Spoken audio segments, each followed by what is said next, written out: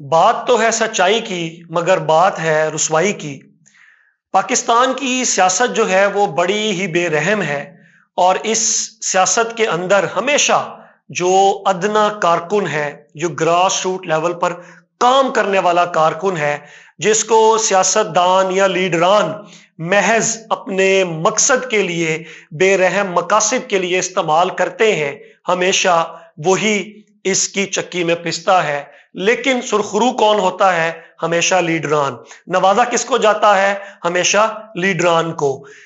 Party ہمیشہ جو ہے وہ لیڈران کو ہی نواز کر، کارکنوں کو کچل کر لیڈران کو اوپر لے کے آتی ہے، اور محض لیڈران کے حصے میں کیا آتا ہے؟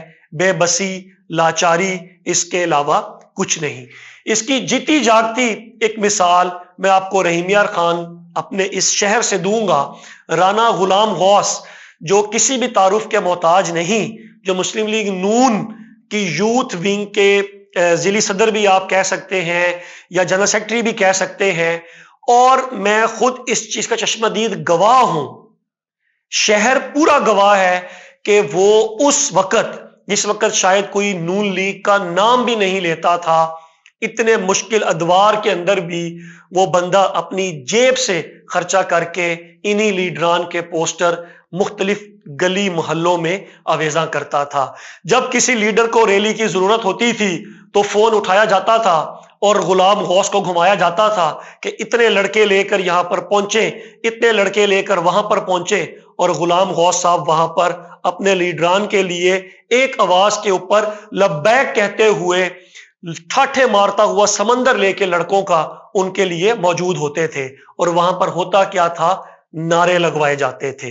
نعرے لگوانے کے بعد لیڈران اپنی کروڑوں کی گاڑیوں میں بیٹھ کر اپنے اپنے گھروں کو روانہ ہو جاتے تھے، اور یہ جو کارکنان تھے، جو پارٹی کی، جن کو ریڑھ کی ہڈی کہا جاتا ہے، محض نعروں کی حد تک، محض صرف زبانی کلامی، اس کے علاوہ ان کے ہاتھ میں کچھ نہیں آتا تھا۔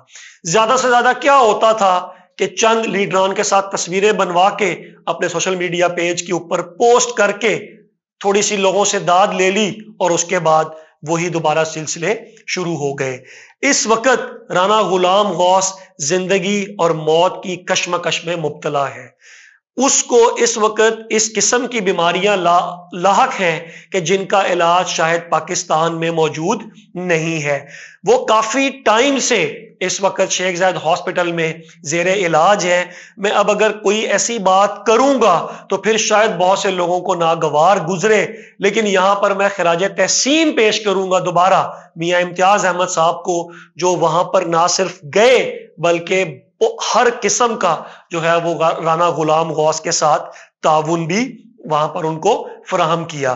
یہاں پر ایک چیز سب سے اہم ہے جہاں پر میں اپنے نوجوانوں کی خاص طور پہ توجہ دلانا چاہتا ہوں کہ ان پولیٹیکل پارٹیز، ان نام نہاد لیڈران کے لیے آپ اپنوں سے لڑائی مت کریں، اپنے گھروں کو مت چھوڑیں، اپنے گھر والوں کے لیے ٹائم نکالیں، اپنی فیملی کے لیے ٹائم نکالیں۔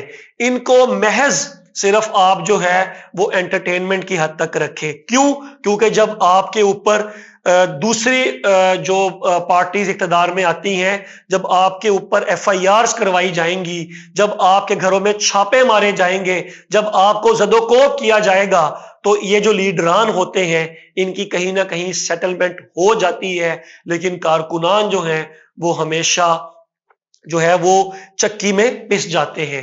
اسی طرح سیم جو ہے میں آپ کو مثال دوں گا پاکستان تحریک انصاف کے کارکنان کی، کہ جو بڑے بڑے لیڈران ہیں وہ تو محض ایک پریس کانفرنس کے بعد باہر آ گئے، اپنی فیملیز کے ساتھ چلے گئے، لیکن آج بھی نہ جانے کتنے لیڈران جو ہیں، جو کتنے اسی طرح کے سیاسی کارکنان ہیں، جو گراس روٹ لیول کے کارکنان ہیں، وہ اپنے کیے کی بھی سزا بھگت رہے ہیں، اور بہت سے ایسے ہیں جو نہ کیے کی بھی سزا بھگت رہے ہیں۔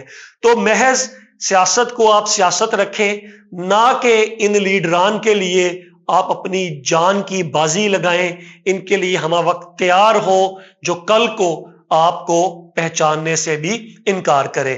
اور آخر میں ایک بات میں جو یہاں پہ ضرور کہنا چاہوں گا کہ مسلم لیگ نواز کے یہاں پر اس وقت ایسے ایسے لوگ موجود ہیں جن کی شاید ایک فون کال کے اوپر رانا غلام غوث جیسے جو اصل پارٹی کے کارکنان ہیں، جو پارٹی کی ریڑھ کی ہڈی ہیں، ان کا علاج ممکن ہو سکتا ہے۔ لیکن میں یہ بات بھی آپ کو دعوے سے کہہ سکتا ہوں کہ یہ مر تو جائیں گے لیکن کبھی ایسے کارکن کے لیے آواز نہیں اٹھائیں گے۔ اللہ تعالی ہم سب کا حامی و ناصر ہو۔ بہت شکریہ۔